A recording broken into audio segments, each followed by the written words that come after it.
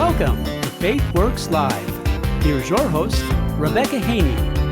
Hello, it is a new dawn, a new day, and a new life for those of us walking in the light. You know what I'm talking about. Created to walk in newness of life. I don't know if anybody's reminded you of that lately, but if you are a new creation in Christ, then look around you and see what God is doing in you. Maybe take a moment, look in the mirror, look back to your past, maybe the rear view, and think about what God's done in your life just over the last little while. Maybe over the last 6 months, the last 6 years, the last just 60 years. However long you've been walking with Christ. What's He done for you? What's He doing in you? That's the story I would love to hear. I absolutely love to hear how God's faithfulness is being proven yet again in each of us. Because I think all of our stories are like tiny little threads in a tapestry. It may look a little bit messy or chaotic or lots of twists and turns, lots of plot twists. I know I can speak from experience on that. But in the end, we'll get to turn it around and see the beautiful picture that He was painting, He was weaving, to continue the metaphor, in all of our life stories. So if you want to share that story with me of God's faithfulness in your life, please let me know. Rebecca Haynie is my name, so that's my email, REBEKAHAYNIE@outlook.com. Or find us on Facebook, pretty easy, if we haven't been canceled yet. Check me in the comments as well, Faith Works Live. Find that on all the socials, all the podcast platforms. We are out there by God's grace, as long as He gives me oxygen and a microphone. So we've been doing this grand roundup, the colossal cavalcade of news stories that you probably missed because you were out having a life and doing all the things. And summer is a great time to do that. My family and I did an awesome road trip, and by awesome, I mean it was real long. It was epic in the sense that it never ended. But no, it was a lot of great times, it was a church camp out in Ohio, and we had an absolutely wonderful time, just fun for all ages, and some fine Bible teachers that may appear on our airwaves in the not too distant future. So hint, hint, stay tuned for that.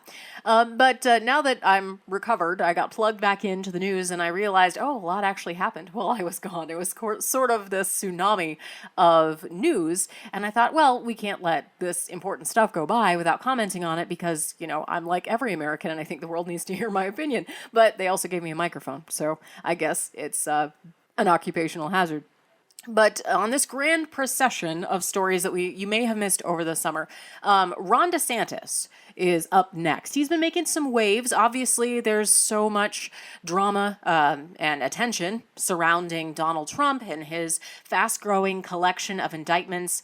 I mean, it's like Pokemon's got nothing on this guy. He's just collecting legal paperwork like mad. And, I've actually got several opinions about that. I think it's absolutely ridiculous what's happening there.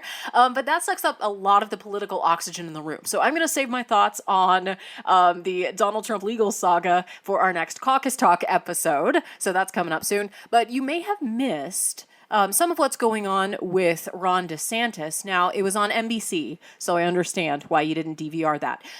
But it was an interview between Dasha Burns and Ron DeSantis on NBC, and they covered, among other things, they covered abortion. You knew it was going to come up. Florida has a heartbeat law in place that Ron was an advocate for. He supported, he signed it, which is the most important advocacy I guess the governor can do. And he has been openly complimentary and openly honored Kim Reynolds for doing much the same thing here in the state of Iowa. Given her major props. I saw that. That was cool to see at the Family Leaders Summit last month. So the media obviously targeted DeSantis and have been hammering him on whether or not he would act federally on what he would do in the position of president as far as federal legislation on abortion. So this is a trap, but we've come to expect no less. Obviously, you got to see it coming from a mile away. Like, it doesn't matter what he or any pro-life candidate would say about this issue, the abortion lobby is going to accuse him of all the same things anyway. So that it really doesn't matter. I would just say go all in, man. Be unabashedly pro-life. Say something like, yes, I protect the rights of every American. Thank you for noticing. I believe that every American, born and pre-born, deserves the right to live. I have a constitutional responsibility to protect the right to life. See, the 5th and 14th Amendments, no government has the power to take away life and liberty without due process of law. So that's my constitutional responsibility, protecting the right to life. I will uphold my oath. Mic drop. I would love to see. That's what I would love to see. But stepping outside of my fantasy to reality, writ large, interesting moment, and a moment that I think deserves an awful lot of attention between Ron DeSantis and the NBC reporter, where she fact checks him live on the air, and I'm putting, for you can't see, I'm putting air quotes around fact check. I'll let you hear it in their own words, and then we'll discuss what's wrong with this picture. So would you veto any sort of federal bill that tries to put a nationwide ban in place? So we will be a pro-life president, and we will support pro-life policies. I would not allow what a lot of the left wants to do, which is to override pro-life protections throughout the country, all the way up really until the moment of birth in some instances, which I think is infanticide. Well, actually, I got to push back on you on that, because that's a misrepresentation of what's happening. I mean, that 1.3% of abortions happen at 21 weeks or higher. There's no evidence of Democrats pushing for but their abortions view up is, until... Their view is that all the way up into that, yet there should not be any legal protections. There is no indication of Democrats pushing for that. Well, yes. And in this moment, they clearly reveal their bias. The fact check. Because let's fact check the fact checker live on the air. And I saw this. This happens. This is, I think, a fairly common tactic now, is the Republicans are out there talking about the extreme position of the Democrats. So the Democrats strike first, usually. They try to paint the Republicans as being extreme because they say, oh, well, you would remove a woman's right to choose what happens with her own body. And, they'll make all sorts of extreme claims themselves and lobby those at Republicans and saying, oh, you just want to force birth on women and remove the right to decide what happens with their own body. And then, boom, the Republicans need to deal with the fallout. So what the Republican tactics have been in the last year or so that I've seen is they turn the spotlight around on Democrats and say, I'm extreme because I care about protecting babies. Well, what about Democrats over here? They want no limits on abortion. They want abortion up to 9 months of pregnancy. They want absolutely no limits whatsoever. Anytime, here or now, they consider it a social good, and they will not limit abortion whatsoever. So now the media have stepped in and decided that they're going to run interference for the Democrats by saying, oh, that's not true. Oh, we're going to fact check you. We're going to step in here because you're misrepresenting their position, which is not the reporter's job. Need I remind, just a little journalistic integrity check. That's not your job. It is not your job to run interference for either political party. If the Democrats say something, then just report what they said. If the Republicans say something, just report what they said. And you can, produce dialogue between them. You could ask one side about the other. But you don't need to run interference for either party and hold the other side, quote unquote, accountable. All you need to do is report the facts. And then I can come up with my own opinions on whether what they said represents me or does not. Thank you very much. Whether or not I'm interested in hiring them as my governmental employee. But so this is Dana Bash tried this on Mike Pence. I saw this at the CNN town hall. A little bit less so with the one I saw with Nikki Haley, but they did bring up abortion, and there was quite a lot of interaction about that. But I remember Dana specifically trying this on Mike Pence, and he said, she said, you're misrepresenting the Joe Biden's position on abortion. He doesn't support abortion all the way up to 9 months. He has a more middle ground, moderate approach. And Mike Pence didn't recant. He wasn't taken aback, but he didn't bring the receipts. Right? He kind of just restated his position.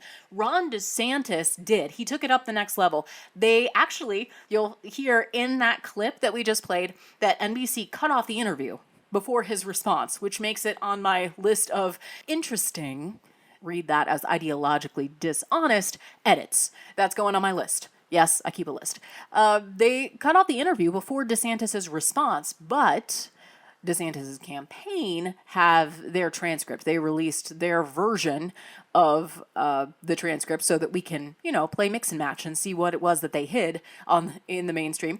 And he rebutted Burns during that portion that had been cut off, and Ron DeSantis said, yes, they are. So they were talking about the left. The reporter said that their view is not all the way up until 9 months of pregnancy. She said there's no indication of Democrats pushing for that, meaning unlimited abortion. And what DeSantis actually said, what you didn't hear in that clip, is he said, well, yes, they are. They've done it in California and they've done it in other states. I don't say that's the norm, but I think the country has moved from a position that has said, you know what, we want to discourage abortion. It's not a good thing, to viewing it as a positive good for society, Ron DeSantis said. I don't think most Americans think that it's a positive good for society. That's a tragic circumstance.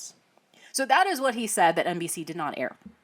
But I think the larger, again, fact-checking is this presumption that Democrats have never pushed for this.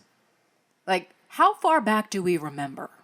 Let's go back. Let's go back. The larger fallacy that's at play here, and of course, thanks to the internet and the fact that I trust that you have memory longer than just a year ago, we don't have to go back all that far. We have dozens, hundreds perhaps, but literally dozens of Democrats on tape, for the record, refusing to place any limits whatsoever on abortion, defending that in a full-throated way. They're not limiting anything at all. In fact, the DeSantis campaign put out 5 solid minutes of Democrat officials saying that flat out, we will not limit abortion. Period. Let her roll. Do you support any restrictions on abortion? I don't. I've always believed... Even in the third trimester? Do you think there should be any limitation on abortions? No, I do not. Up till now, my understanding is there wasn't a limit on when in a pregnancy a woman could receive an abortion. Have you set any limit on There are no limits. Is there a cutoff for you before that point? No, to me, it's a reproductive, it's a healthcare decision. It's up to women to make that decision. Where it's obvious that a woman is about to give birth, she has physical signs that she is about to give a birth. Would that still be a point at which she could request an abortion if she was so certified? My bill would allow that, yes. Virginia's governor says he has no regrets on his comments earlier this week defending abortion, even as a baby is being born. If a mother is in labor, I can tell you exactly what would happen. The infant would be delivered. The infant would be kept comfortable. The infant would be resuscitated if that's what the mother and the family desired. And then a discussion would ensue between the physicians and the mothers. Are you for what he said, or late-term abortion, or the moments that he was talking about where you would keep a woman comfortable after she was giving birth in case she wanted to abort her third-term child? I don't know all his comments, but what I do know is that I am for women having the right to make a choice about her own body. State lawmakers in New York approved a law permitting abortion in the state up until birth. Cuomo applauded the legislation and marked the occasion by lighting the spire of the One World Trade Center pink to celebrate. 8 months into pregnancy, should a woman be allowed legally to have an abortion? Again, I've told you I believe women's right to choose, period. At the Capitol today, a House committee approved a bill that would remove restrictions on abortions performed in Minnesota. The bill would erase the requirements such as parental notification, or that clinics can only handle first trimester abortions, that patients be told about possible links to cancer, and the 24-hour waiting period. The bill would repeal a law that requires doctors to save any baby born alive during an abortion. Those in favor of Prop 1 include Governor Newsom, the California Democratic Party, and abortion rights groups such as the Planned Parenthood affiliates of California. It would remove all restrictions on abortion, allowing for late-term abortion even up until the moment of birth, even if both mother and baby are healthy. Now, he is vowing to fight here and says this new law makes it very clear where California stands on the issue as a sanctuary for abortion care. Governor Gavin Newsom announced a new abortion marketing website establishing California as the nation's taxpayer-funded abortion state. The president is prepared to sign The Women's Health Protection Act. The so-called Women's Health Protection Act that would have nullified state and religious freedom laws across the country with respect to abortions and allowed late-term abortions without any notable restrictions in most cases. Does he support any limits on abortion? He supports the right of a woman to make choices about her own body. Do you support any limitation on abortion, or do you think that women should have the right to have an abortion all the way up to 9 months? That should be a choice made between a doctor and a woman. You do it by not setting arbitrary gestational limits. Do you believe at any point in pregnancy, whether it's at 6 weeks or 8 weeks or 24 weeks or whenever, that there should be any limit on a woman's right to have an abortion? I trust women to draw the line. Senator Warren, would you put limits on any limits on abortion?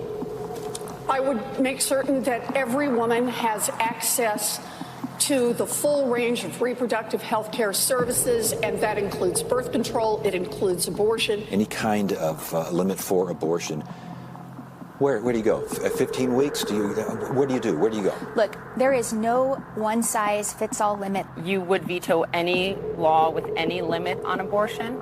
I would veto any additional restrictions on abortion that are sent to my desk as governor, yes. Do you believe that a woman should be able to terminate a pregnancy up until the moment of birth? Look, I think that happens very, very rarely, but at the end of the day, I believe that the decision over abortion belongs to a woman and a physician. My question was about any limits to abortion at any point. Late term, anything? You got to leave it up to the woman. Do you believe there should be any restrictions on abortion? I don't. I was born September 8th, 1989, and I want to know if you think on September 7th, 1989, my life had no value. This is a decision that neither you, nor I, nor the United States government should be making. That's a decision for the woman to make. No evidence, huh? No evidence of this. Someone needs to fact check her own network. So all you got to do is Google or search your own archives at NBC and look up their position on abortion. Like, at least be intellectually honest. If this is something they believe is a social good, it is a conversation about women's rights and all those things, then you should be able to defend that position. Right? And one of the things that drives me crazy on the pro-life side are the people that say, well, I'm pro-life, but we're not going to work to eliminate abortion. We're not going to work to protect every life. I'm like, come on now. That's an indefensible position. It truly is. So if the Democrats are going to go out on this extreme limb and say abortion all the time, anytime, as much as you want for any reason, then that's your line in the sand. Just defend it. I personally think that's heinous and indefensible. And I'd be happy to come up to that debate, because I think the facts are on my side in that case. But just defend your position. At least be honest about it. And this makes me think of actually something I wanted to bring up, which is one of my radio mentors. It was Jan Michelson. And at the time of our show, he has just recently passed away. And so he and his wisdom and his broadcast excellence and his impact on me and on thousands of other Iowans is really being honored, rightly so. It is really being felt this week. He was an excellent broadcaster. He truly cared about his listeners. He cared about his country. He cared about his craft. He cared about the facts. He always cared about getting it right. And I will remember, because I used to work at WHO right alongside him and worked in the production booth, which was right next to his office. So we regularly got to have these long, resonant kinds of conversations, whether it was whatever was happening on Fox News at the time, and he was explaining why they needed to have a better grasp of history or of the American founding, or here's what the Constitution said. He had these amazing stories that he had done. He loved to do research. He was a passionate reader, student of history, student of theology. His worldview imbued everything that he did with a sense of depth. I miss you, Jan. You made a difference, my friend. You made a difference in my life. You made a difference in our state. And we are better for having you on the air for so many years. But one of the things I will always remember was an interview that he did with me and with our pal Tim Overland. I can't remember if there's anybody else in studio, but we were advocating for a personhood approach in the state of Iowa. And I knew that Jan was pro-life, but on the air with us, he was very tough. He was pushing back. He was pretty strict or not strict, but he took no guff and no fluff in his questions. And I remember thinking, wow, this is a little bit stronger than I thought, like a little harsh. As a kid say, that's harsh, man. And during one of the breaks, I was like, hey, Jan, what's going on here? Did I do something wrong? Did I offend you? And he said, we need to get this right. We, meaning the pro-life advocacy here in the state of Iowa, we need to get this right. The other side will be firing everything they have at this, and we need to be ready.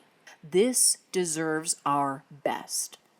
That was honestly his approach to life and broadcasting, I think nicely encapsulated, and it forced me to clarify why I believed what I believe. It was always about the why. But the reason I bring Jan up in this context is that hearing this interaction between NBC and Ron DeSantis makes me think of one of the Jan-isms, his gems of wisdom, which was, when they show you who they are, believe them. And the Democrats continue to show you who they are, and then if they're called on it or called to face the music in even the bare minimum way, they hide. They try to say, I didn't really say that, or they have the media run interference. The Democrats are showing you exactly who they are. And we could talk for a long time about the proverbial foolishness of Joe Biden and Kamala Harris. Well, let's just say the great prophet Obi-Wan hit it on the head when he said, who is the fool or the fool who follows? I don't say that with disrespect. I say that with utmost respect of America, utmost love of my country. We need better leaders than what we have elected. What we have to do is demand better. We cannot believe the lies. We can't let that be good enough. We can't just swallow the slogans. And Democrats continue to treat us like we're foolish. In fact, let's just broaden it to politicians in general. It doesn't matter what party. But in particular, Democrats are on, at least in this moment, they're hiding behind a fact check in the public eye. About abortion, they're openly hypocritical. They campaign on abortion openly. It's abortion all the time, anytime, on their friendly stages to their base. They trumpet abortion on demand and talk about codifying Roe v. Wade and taking it that didn't even go far enough. But then, at the other side of their mouth, they tut GOP leaders for calling them out on it, for even repeating what they said. Why? Because, and I find this really interesting, they know their strategy is not the majority. They know they have to Trojan horse this thing. It points to me, this revelation points pro-lifers to the path forward. Because there's another big story. It happened in Ohio, where coincidentally my family and I went on summer vacation.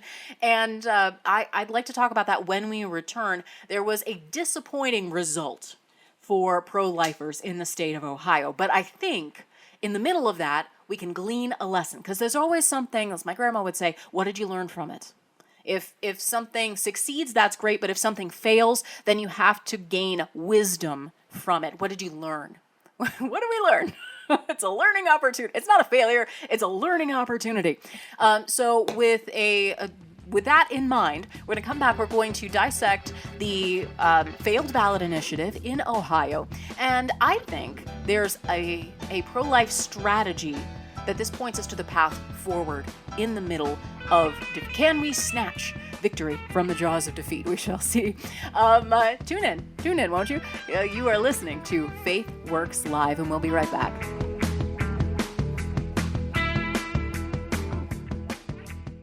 When a woman faces an unplanned pregnancy, every possible emotion goes through her head. Where can she go for help and for hope? She can go to InnerVisions. Here in our metro, we have 2 healthcare clinics where she will find hope and help. From free pregnancy testing and STD testing to free ultrasounds, InnerVisions serves women and men with STDs who find themselves in vulnerable situations. They're completely free of charge because of generous donations from folks like you. And their medical clinics help their patients get all the information that they deserve that empowers them to make life-affirming decisions. That's what they do at Intervision's healthcare clinics right here in Des Moines. Learn more at intervisionshealthcare.org. That's intervisionshealthcare.org. And you can call 24 hours a day at 515-440-CARE. That's 515-440-2273. Hey, Frank, you needed me to give you some numbers for your deadline today? Bob, yeah, I'm so glad you're here. Here, let me pull up the report. Okay, make it quick. I've only got about 5 minutes. Yeah, hold on. Let me check that. Oh, that's my boss's number. I'll call him later. Okay, I need the sales figures for the last quarter. Sure, they're... Oh, I'm sorry, that's my pager. It's my boss again. Is your life busy? Full of deadlines? Don't worry, I'll call him later. Go on. Should I come back? Cell phone. No, it's my boss. No, go ahead. Sales for the last quarter were... You've got mail. Hold on. It's my boss. God told us in the Bible to be still and know that I am God. Putting Him first will put the rest of your day in perspective. Have you taken time today to be still, to be quiet before God? Frank. Oh, Mr. Johnson. Sorry I didn't return your calls. I've just been working on that deadline. I've been trying to tell you, I don't need that report until next week. Oh. Another message from Lifeline Productions, the comic strip of radio at lifelinepro.com.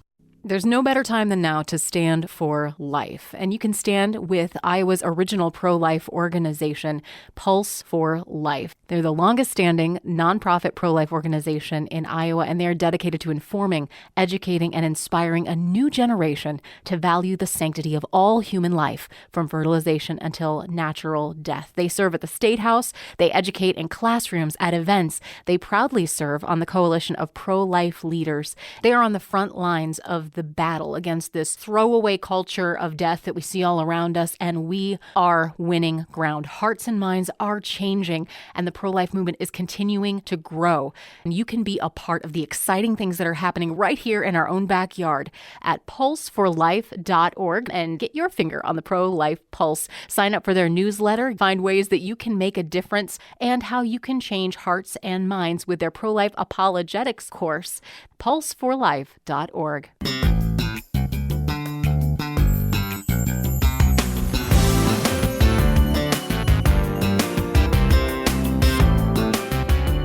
It's a day the Lord has made. We are rejoicing and being glad in it. We're also going over the myriad of news stories. Some good news. There's good, bad, and ugly all involved. But there was more than could fit in one episode, oddly enough. I guess somebody has opinions, and I'm willing to share them with you for the price of admission, which is utterly and completely free. I'm glad you're with us right now. If this is a conversation that you're enjoying, I'd love to hear your thoughts on any of these stories that we're covering. Check us out online. Faith Works Live on Facebook. Also, we're on YouTube, for now. And we'll see. If I haven't been canceled yet, I'll have to try harder next time. I'm going to be that I am the hardest working radio host in this studio at this time. We will be trying hard, just to tell the truth, because that's what we want to do. Sometimes the truth gets you canceled, but we'll just see if we can, like kamikaze truth into the middle of the culture and then see how far we can get. Anyway, the left is great at marketing. That is what we know. And that's one of the things I'm thinking about, because as I mentioned, my family and I went to Ohio here recently for a summer road trip, and we saw all these signs for issue 1, Proposition 1. There was a special election that was coming up at that time, and we were seeing, it seemed pretty evenly matched between the people that were supporting issue 1. And I thought, what is this? I have to Google this because, I'm a political junkie. I can't entirely leave any of this behind. So in the rare moment when I had internet on our vacation, I was discovering that this was a ballot initiative and a special election. And it was sort of a proxy pro-life vote. So here's the deal. It was a referendum that would have raised the threshold for constitutional amendments to the Ohio State Constitution from a simple majority to 60%.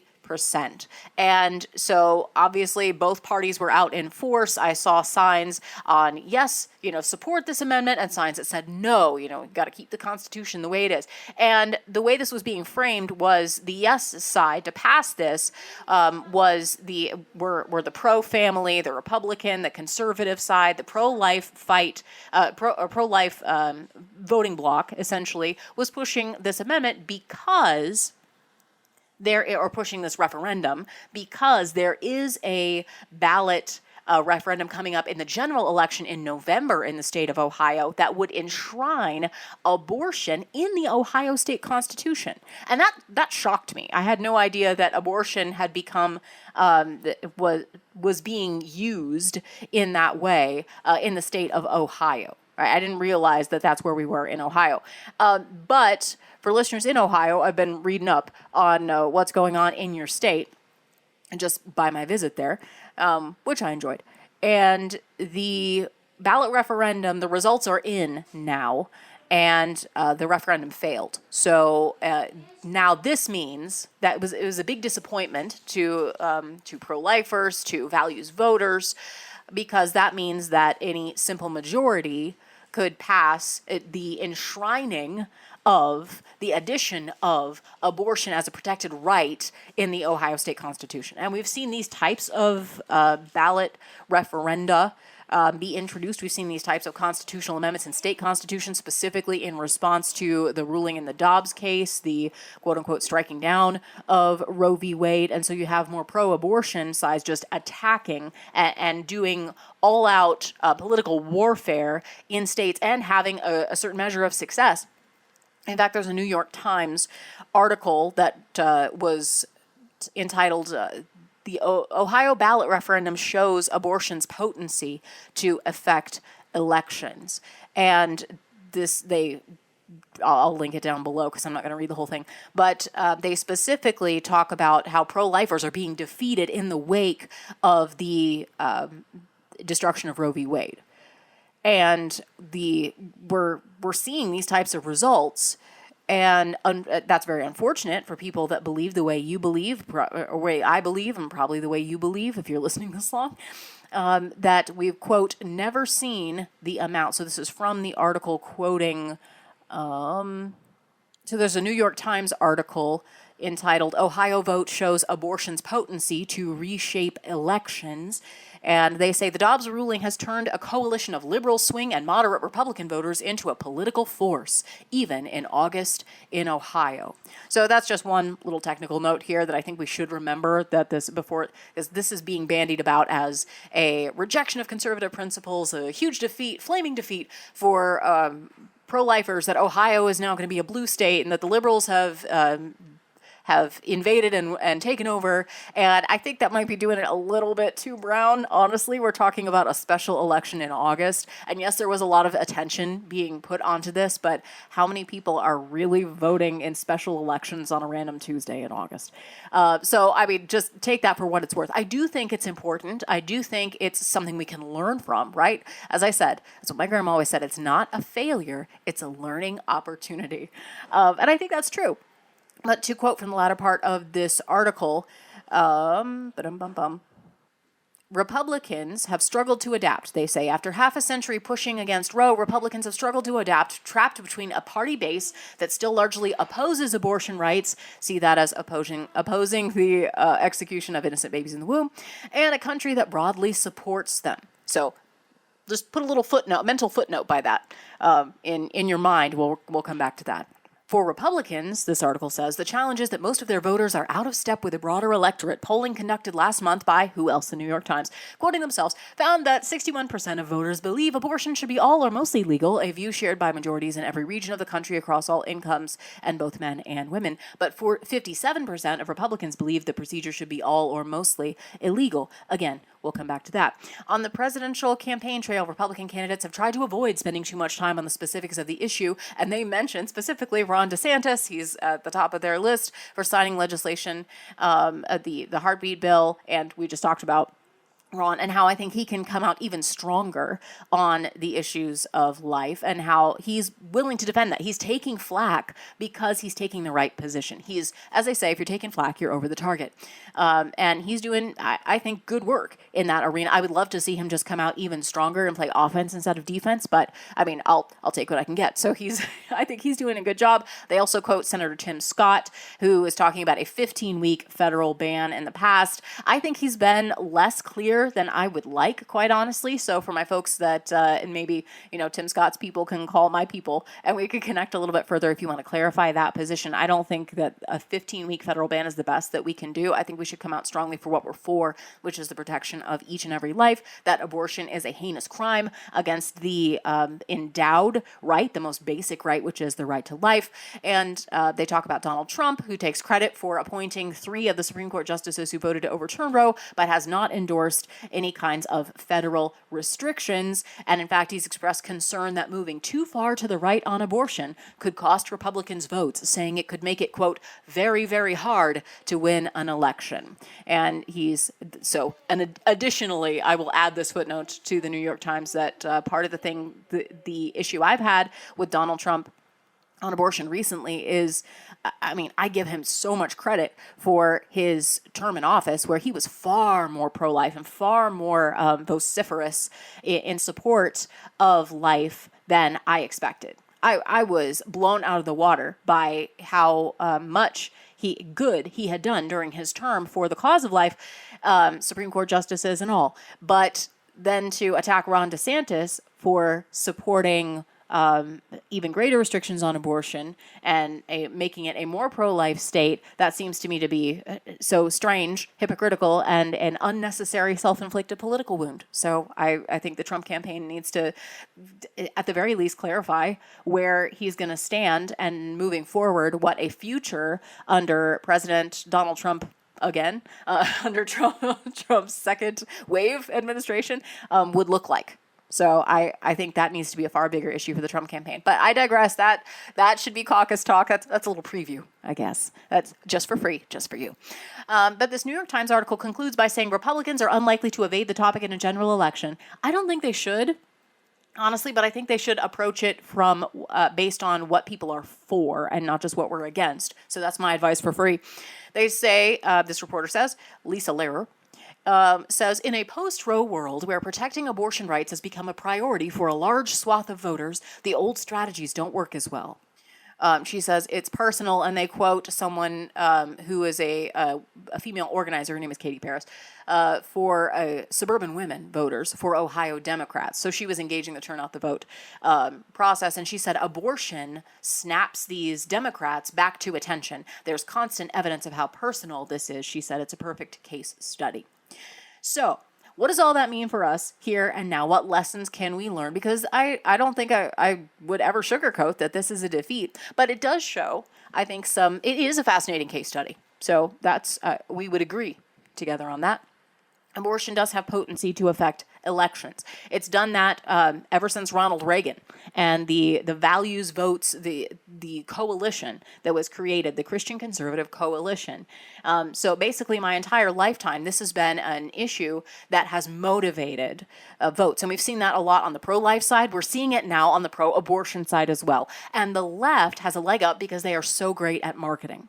And they have a media in the tank that continues to provide the pictures while the Democrats provide the war on the preborn. And we who believe in protecting every person need to learn from this. Where is the focus? When we place the focus on abortion, people hear, and so this is a long-standing, if I say propaganda, then that's colored language, but I don't think it's too far. It is re-education that has taken place. It is, we'll just say it, open propaganda on the part of Margaret Sanger. So for over 100 years, there have been lies that have taken root in our culture, and they come from the same place all lies come from the father of lies. And women have received this message that abortion is about a woman's right to choose. Really, all of society has used that as an excuse for the unprecedented, legally sanctioned destruction of people, real sons and daughters in the womb. And now all politicians use that language that we hear, women's right to choose. What happens when you reverse the focus? The opposite effect happens. When you fast forward a few months, there's this woman who is pregnant from rape, and she's poor, and she has no prospects, and she's going to be turned out of her house, and she's in an abusive relationship. She's really concerned. Any and every horrible life circumstance that can and does happen in the real world. Probably not with the frequency that we have arguments with pro-choicers about them, but the pro-abortion side will pull out all of these things to show how awful this hypothetical woman's circumstance is, and why she has to have why abortion has to be legal everywhere at any time for all purposes because of this hypothetical woman's situation. But have you noticed that the opposite effect happens when you fast forward just a few months and talk about third trimester, late term abortion? Take that same situation, a woman in a difficult scenario, and the feelings shift. Polls shift. When you talk about late-term abortion, should abortion be legal up to in the 9th month of pregnancy as the baby is being born, which is exactly what many of those Democrats were talking about. They don't say, yes, you can kill a baby as it's being born, but they will say, well, no limits on the right of the woman to choose. They just won't admit it in exactly that way. They massage the language a little bit, but that's exactly what they're saying. And if you ask the American people and poll the American people on whether or not a child, as he or she is being born, should be allowed to be killed, those feelings shift. And the poll numbers indicate that. Why? Isn't that interesting? It is impossible at that point to ignore the reality of the child. And I'm sure I'm not the first person to point this out, but that, I think, it has to be our strategy. The humanity of the baby. Well, there should never be a war between the rights of a mother and the rights of her child, because we have to. I mean, not only our Christian worldview, but also the main ethics of humanity. There should never be a war between the rights of a mother and the rights of her child. We have to love them both. And our policies have to protect them both. Why? Because they're both people. And I mean, set aside Christian worldview for a moment and the dignity of the Imago Dei. Also, just on a human, biological, bioethics level, we understand that we should not be destroying humanity, let alone our own children. We have to love them both. We have to protect them both. But we understand instinctively, biologically, viscerally, inside, at a soul level, that a woman who is great with child, belly protruding, gait heavy, and I would say glowing, like at her most beautiful in so many ways, even if she doesn't feel like it, she is pregnant with a baby. Pregnant with what? Survey says a baby. The baby is there. They are unavoidably human. They just can't defend themselves. They are innocent. They are vulnerable. They deserve to live. He or she is human. And they deserve not only to live, but to be protected. And the most that the left dehumanizes the children, they place the emphasis on the woman as the victim. And you've heard this, as I have countless times. It's an old go-to that you trot out a victim and say, well, doesn't this victim need abortion? Someone who has been raped, someone who is in an abusive situation. She's the victim. So aren't we the charitable ones for killing her child, offering her the escape of abortion, not perpetuating that? And I mean, regardless of whether or not that's actually true, because the Democrats aren't going to limit abortion anyway. That's a red herring. They don't believe in limiting it just to those hard cases, just to those exceptions. They believe in no restrictions. We just heard them. We just out of their own mouths. I refer you to 5 minutes ago. But when they have control, and we know that to be true, like Ron DeSantis said, we know that to be true. When they are in control in New York, in California, tragically in Minnesota, state that I love because it was my former home, they will lift any and all limits on abortion whatsoever. It's all the time, on demand, no restrictions. Hey, ho, ho. But the more that we're focused on, getting back to the main point, the more that we're focused on the humanity of the babies that are involved, the more I think it helps illustrate the importance of the question, the true gravity of the situation. The more I think Americans will understand the stakes. that are in play and that we have been lied to. We've been sold a bill of goods on abortion, that we've all been impacted by this, and we all bear not only the sin of abortion, but the guilt and the shame and the stain and the trauma of abortion in our society. The millions of Americans that should be here and are not. The millions of Americans that were eradicated before they even had a chance to make their mark on the world. We bear that weight. We bear the weight of their absence. And we cannot keep getting entrapped into abortion's a women's right and those types of debates without changing the language, changing the focus. When we, as mothers, so talking to mothers, grandmothers out there that have carried children, we know that our children are separate people before they're born. Doctors know that. We know that. We go to the doctor's office. We see the ultrasound, the sonogram. We can see our children waving at us in the womb. We can see them smiling at us. We feel them kick. We know that is reality. It's not just biologically true. It is evidentially true. We have that, as the left likes to say, lived experience. That's what we should be talking about. That is something you specifically can do, is to share your story, to share your child's value. They're not theoretical constructs to be erased off of a blackboard when they're inconvenient, or worse yet, as the left likes to now say, the worst of the leftists out at protests like to say, they're parasites that deserve to be exterminated. Or worse yet, as you might see if you go out to some of the protests where I've been, because I go to all the most wonderful places. But being willing to stand for life is indeed a wonderful thing. But seeing some of the protest signs talking about preborn babies as parasites that deserve to be exterminated, not so wonderful. And it's just not true.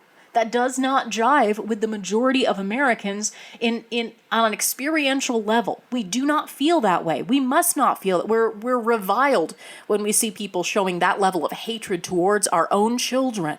And that, I think, is the path forward. We obviously have work to do. We who care about life and who desire to see legal protection for every child, for every person, born or preborn, I think this is the way forward. We focus on, without fail, on lovingly, respectfully, but relentlessly and unapologetically and courageously telling the truth about abortion, telling the truth about our story, about the destruction that it wreaks, that it does not empower women, it only destroys, and I think showing them by our actions. We have churches that stand up boldly and proclaim not just the value of the preborn life, but also the value of the single mom who chose life and needs that support, of the families that are, they've chosen life, but they're hanging on by a thread right now. But you know what? They're not alone, because their church will come around them and love them and help them practically and help support them, that nobody who goes through this situation will be alone. That there are great ministries like Embrace Grace, who we've heard featured on this show many times, Personhood, that you have a specific support team dedicated to promoting and protecting life in your church, and more specifically, the people that need to see God's redemptive love in their stories and in their lives. That's the job of the church.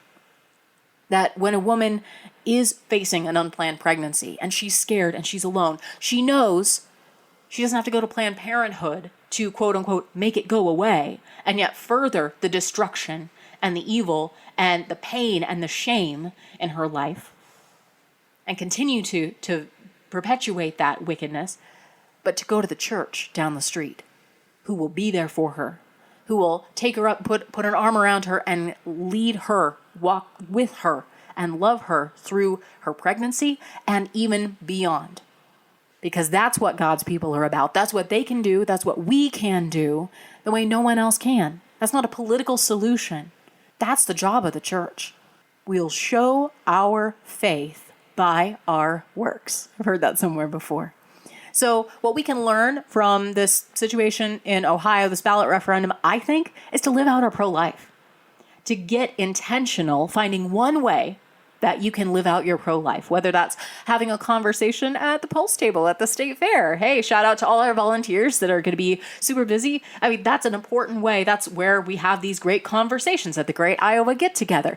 That will be wonderful. And that's very... it's It's a very proactive way of doing it. What about praying for the young people in your church, that they understand God's design of sex, that they understand God made them well, that they understand the sanctity of marriage, that God created that place for procreation, just that they know about life, and that they know in age-appropriate ways about abortion and about that tool of the devil to destroy life, and about why we say these things about being pro-life. Talk to the young people in your church, finding a time to address abortion biblically in your church. You can start one of those, either person of ministry, Embrace Grace ministry at your congregation. Tell your story. Anyone can tell their story. If you've been affected by abortion or adoption, maybe that's a part of your story. Maybe that's something that you and your family can look into. You can support. There's great adoption ministries that we feature, some of whom we featured on this show, that provide loving options, loving families for children who are maybe unplanned, but certainly worthy of life and worthy of love and a loving family forever. There's so many creative ways. Showing the humanity of your child. There's no greater love than the Savior who conquered death, which is the enemy's greatest weapon, to free us from our sin, free us from death, and to bring us into life abundantly. We don't love life because we're political about it. We live out our pro-life openly because we are the children of life. This isn't about politics, but the politics needs to reflect God's truth, which is, if you are in Christ, you have been born again into the beauty of God's new life. Going back to Romans 6, I've been studying that recently. If we've been buried with him in baptism, we're raised to walk in newness of life. The old is gone, Paul says, and the new has come. It's in 2 Corinthians, by the way. But life is best. That's not a slogan. That's just the truth. Life is best. We can choose life. That we can show to the world. That is what will change hearts and minds, because that is what the people of God can do that no one else can. You're listening to FaithWorks Live.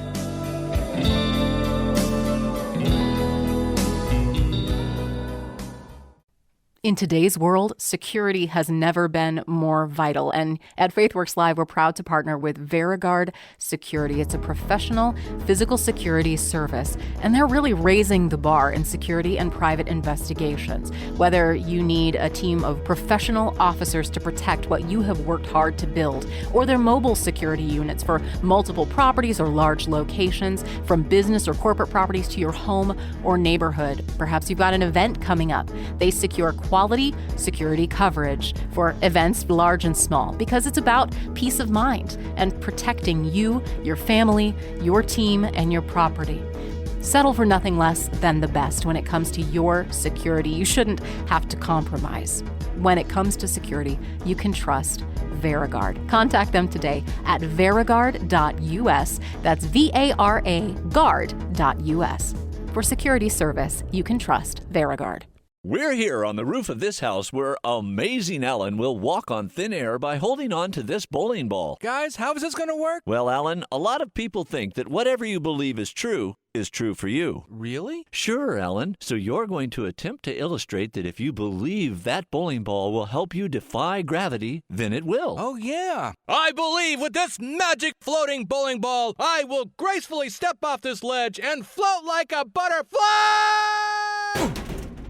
This didn't work, guys! Of course not, Alan. It's a bowling ball. Why didn't you tell me the truth? We wanted you to really believe it would work. It doesn't matter what I believe if what I believe is not true. That's the point, Alan. What we believe in is more important than the sincerity of our belief. Even a small faith in Jesus is better than great faith in something false. Guys, can I direct next time? Another message from Lifeline Productions, the comic strip of radio, at lifelinepro.com.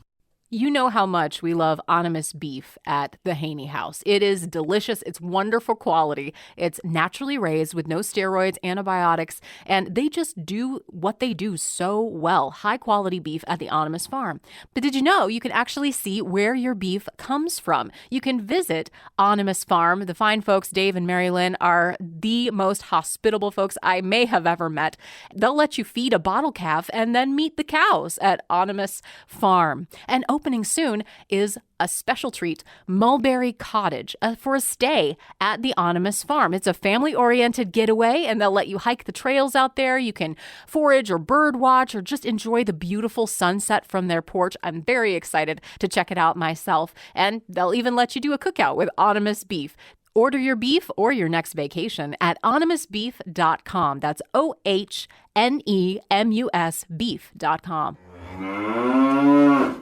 Welcome to the Temple Treasury with Bob and Jay. That's right, Bob. We're waiting for the rich man to arrive.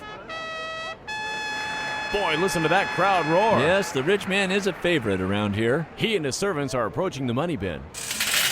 Wow, listen to that money pour in. That's because he uses coins to emphasize how much he's giving. Look, here comes the official judge's score. What? I don't believe this. He scored 0? The crowd's not happy at all about this one. Oh, wait. There seems to be an elderly woman approaching the money bin. And I think she's the widow that lives near here. She sure doesn't bring much fanfare. Actually, I don't think anyone's aware she's down there. She's dropping in what seems to be 2 silver coins. No, Bob, those are copper coins. Pennies? She's only giving pennies? Oh, wait, the judge is giving her a score. A 10? What she gave barely compares to the rich man. Boy, that judge must have a different standard than we do. When it comes to what you give to God, how do you score? Another message from Lifeline Productions, located on the web at lifelinepro.com.